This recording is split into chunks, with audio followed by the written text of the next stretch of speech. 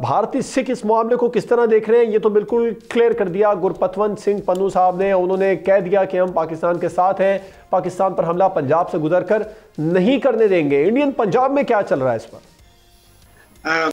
देखिए जी, पाकिस्तान जो है वो जहां पे भी सिख है, सिर्फ गुरपतवंत सिंह पन्नू तो वहां से अमेरिका से दे दिया, कोई पाकिस्तान से देगा, कोई इंग्लैंड से देगा, कोई कनाडा से देगा। देखो, अगर किसी मुसलमान को कहा जाए कि मक्के के बारे में, मदीने के बारे में, तो उनके तसव्वुरात क्या होंगे? सेम इसी तरह हमारे। तो मैं ये भी दसना चाहूंगा, मैं पंजाबी गल करना चाहूंगा, बिल्कुल होना मैं क्या, पाकिस्तान साडे वास्ते साडा मक्का है और पाकिस्तान दे विच असीं इन्ने खुश हां कि असीं कुछ कह नहीं सकते। गुरु नानक साहब दी धरती है पाकिस्तान और साडी गुरबाणी कहती है कि जिथे बाबा पैर करे पूजा आसन थापण सोवा। सो पाकिस्तान की धरती, इनकी मिट्टी असीं मत्थे ते लाने हैं, तो फिर जो कोई पाकिस्तान की तरफ मैली अख नाल वेखेगा ते असीं की उहदी अखां नहीं कड्डांगे? फिर यह साडा राइट बनदा है। और मैं एक गल भरा जी तुहाडे प्रोग्राम दे वसादत नाल जरूर कहांगा कि जिहड़ा पहलगाम दे विच हमला होया है, इदां दा हमला एक 2000 दे विच भी होया सी। कदों होया सी? जदों क्लिंटन आया सी इंडिया दे विच, और उन्हें भी पड़ोसियों को बदनाम करने वास्ते, पाकिस्तान को बदनाम करने वास्ते इंडिया ने आप हमला करवाया सी। और बाद च क्लिंटन ने भी अपने किताब च लिखिया, जिहड़ी उन्हां दी फॉरेन मिनिस्टर सी, जिहड़ी बीबी सी, उन्हें भी अपने किताब च लिखिया कि बड़े बड़े दहशतगर्द ने।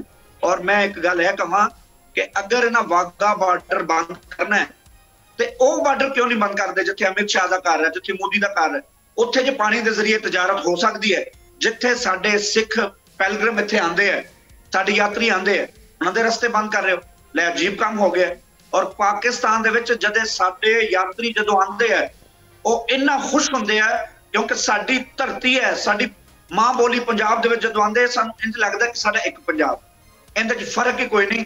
ਔਰ ਬਹੁਤ ਸਾਰੇ ਲੋਕ ਜਿਹੜੇ ਇੰਡੀਆ ਗੋਦੀ ਮੀਡੀਆ ਨੇ ਡਰਾਏ ਹੁੰਦੇ ਆ, ਜਦੋਂ ਇੱਥੇ ਆਉਂਦੇ ਆ, ਜਦੋਂ ਵਾਪਸ ਜਾਂਦੇ ਆ ਤਾਂ ਸਾਡੇ ਸਫੀਰ ਬਣ ਕੇ ਜਾਂਦੇ ਆ ਔਰ ਕਹਿੰਦੇ ਆ ਕਿ ਪਾਕਿਸਤਾਨ ਜ਼ਿੰਦਾਬਾਦ।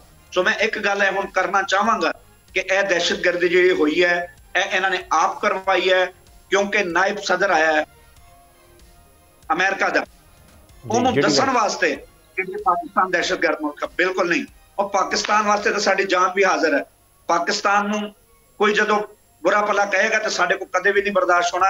और मैं एक गल सिख आर्मी दी करदा, इंडिया दे विच जिन्नी भी सिख आर्मी है, कोई भी अगर मुसलमानां दे कदे सऊदियां नाल जंग लग जावे ते की कोई मक्के दे उत्ते गोली चला सकदा है? बिल्कुल नहीं। इसी तरह कोई भी सिख कदे गुरु नानक साहब दे दर दे उत्ते गोली नहीं चला सकदा। तो मोदी, मैं तुहानूं इह कहना चाहुंदा कि जिहड़े सिंह ने, अगर तुसीं पाकिस्तान दे उत्ते ननकाना साहब ते हमला करोगे, करतारपुर साहब ते हमला करोगे ते एहो ही सिख तुहानूं ही सिद्धे होणगे और तुहानूं दसणगे कि असीं अपने साडे प्यो दी जगह है पाकिस्तान, साडे गुरुआं दी धरती है पाकिस्तान, असीं इहदा कदे वाल भी नहीं होण देवांगे। अच्छा, अब गोपाल साहब, इंटरनेशनल कम्युनिटी को हमने देखा कि जो हमारी सिख कम्युनिटी है उसने बहुत ज़्यादा एंगेज किया था पिछले दिनों। कनाडा में जो कुछ हुआ, यूरोप में बहुत ज़्यादा आप लोग प्रोटेस्ट करते रहे हैं, अमेरिका में बहुत प्रोटेस्ट किया आप लोगों ने, लेकिन अब ये जो पहलगाम वाक़या है इसके बाद सिख कम्युनिटी नजर नहीं आ रही। जी बिल्कुल, देखो ऐ नहीं हो सकता कि असीं नजर नहीं आउंदे, भरावा असीं नजर आवांगे और एक दिन तुहानूं पंजाब नूं असीं खालिस्तान बना के रवांगे।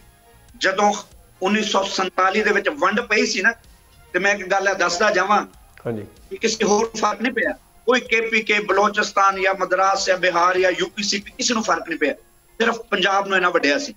उस टाइम असीं यह फैसला किया सी कि असीं परले पंजाब च खालिस्तान बनावांगे, तो यह बना के रवांगे। साडे कोलों दे सबूत है, पेपरां दे विच है, गांधी दे अल्फाज मौजूद ने कि असीं तुहाडा पंजाब देवांगे। अज तक दिता नहीं, नहीं दिता, पर असीं लवांगे, पर उहदे वास्ते असीं कुर्बानियां भी बहुत दित्तियां। मैं एक शेर आई तुहानूं कहांगा कि वह शायर कहंदा कि इंज ना यार खिलारो इट्टां, इंज ना यार खिलारो इट्टां, कर लो कट्ठियां यारो इट्टां, मेरे घर दियां कंधां बन जाण, इन्नियां मैनू मारो इट्टां। असीं इन्नियां इट्टां भी खा लईआं, साडा खालिस्तान भी नहीं बनिया। पर हुण इह इट्टां जिहड़ियां ने इन्हां नूं वट्टे बना के असीं सीधा मोदी दे सिर दे विच मारांगे, कश्मीर भी आजाद करावांगे इंशाअल्लाह और खालिस्तान भी आजाद रहे। सब्सक्राइब करें और बेल दबाएं ताकि कोई खबर रह न जाए।